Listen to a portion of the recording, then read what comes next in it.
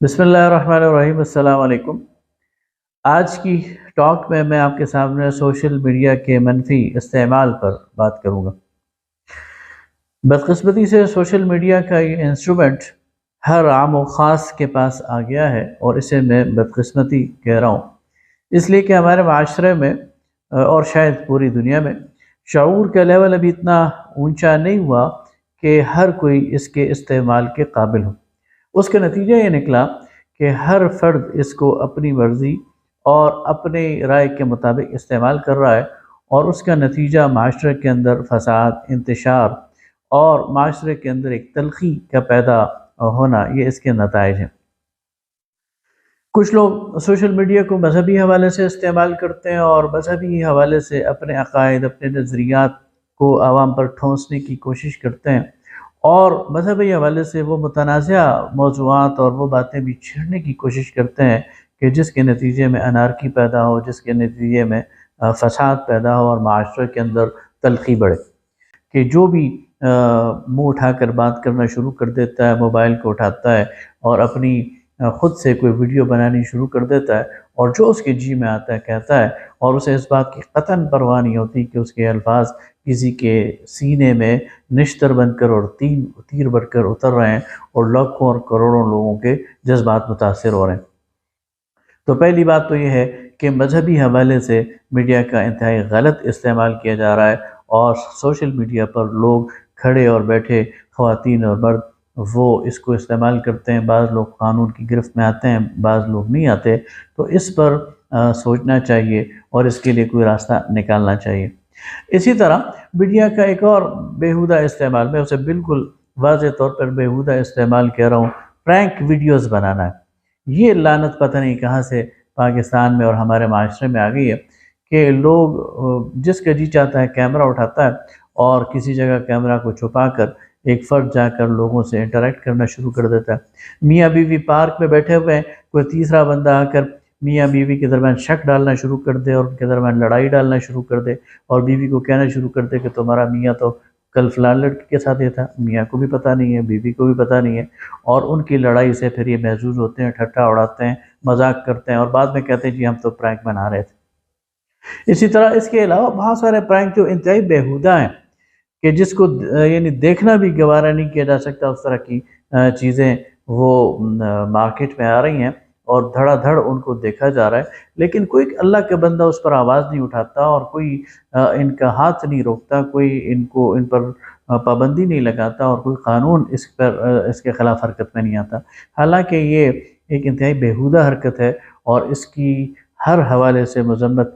کی جانی چاہیے، اور ظاہر ہے کہ مزاح کا، تفریح کا اپنا ایک موقع ہوتا ہے، لیکن کسی کی ذاتی زندگی میں مداخلت کر کے، اور کسی کے ساتھ بیہودہ مذاق کر کے، اور کسی کو تمسخر کا نشانہ بنا کر آپ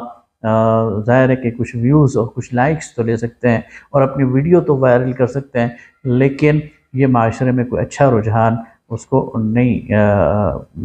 یعنی پروان چڑھ رہا۔ اسی طرح یہ جو شارٹ ویڈیوز ہیں ٹک ٹاک پر اور مختلف ایپس پر، اس کے نتیجے میں جو بیہودگی اور جو رقص و سرود اور جو فحاشی اور عریانی ہمارے معاشرے کے اندر آ رہی ہے، اور جس کے نتیجے میں بہت سارا پبلک کا نقصان ہو رہا ہے۔ کوئی مسجد میں کھڑے ہو کر ٹک ٹاک بنا رہا ہے، کوئی تاریخی مقامات پر کھڑے ہو کر، کوئی ساحل سمندر پر، کوئی گھر کی چھت پر کھڑے ہو کر، اور اس میں ڈانس اور اس میں مجرا اور اس میں فحاشی اور عریانی بیہودگی، اور صرف اس لیے کہ چند لائکس آ جائیں، چند فالوورز آ جائیں، کچھ لوگ واہ واہ کر دیں، تو اس کے نتیجے میں معاشرے کے اندر فحاشی بھی پھیل رہی ہے، معاشرے کے اندر ایک انتشار بھی پھیل رہا ہے، اخلاق بھی تباہ ہو رہے ہیں، اور نوجوان ایک غلط راستے کی طرف جا رہے ہیں۔ اور اگر یہ انکم کا ذریعہ ہے، آمدنی کا ذریعہ ہے، تو یہ بھی ایک نوجوانوں کے اندر ایک لالچ اور ایک ایسی سراب کے پیچھے بھاگنا، ان کو اس طرف لگایا جا رہا ہے۔ اور اگر شہرت ہے تو اس کی ایک جو ظاہر ہے کہ خواہش ہر انسان کے اندر ہوتی ہے کہ میں مشہور ہو جاؤں، اور مجھے لوگ سیلیبریٹی کے طور پر، اور مجھے لوگ ایک آئیکن کے طور پر پہچاننے لگ جائیں۔ تو یہ وہ ساری چیزیں ہیں جو نوجوان نسل کو غلط راستے کی طرف لے جا رہی ہیں۔ تو ہونا کیا چاہیے اس پر بیٹھ کر؟ چونکہ یہ اب اس ملک کا ایک مسئلہ ہے، پوری دنیا کا مسئلہ ہے، اس ملک کا مسئلہ ہے، اس پر ہمارے پارلیمان کو بیٹھ کر ایک قانون سازی کرنی چاہیے، اور اس میں تمام پہلوؤں کو مد نظر رکھنا چاہیے۔ دیکھیے آزادی اظہار رائے پر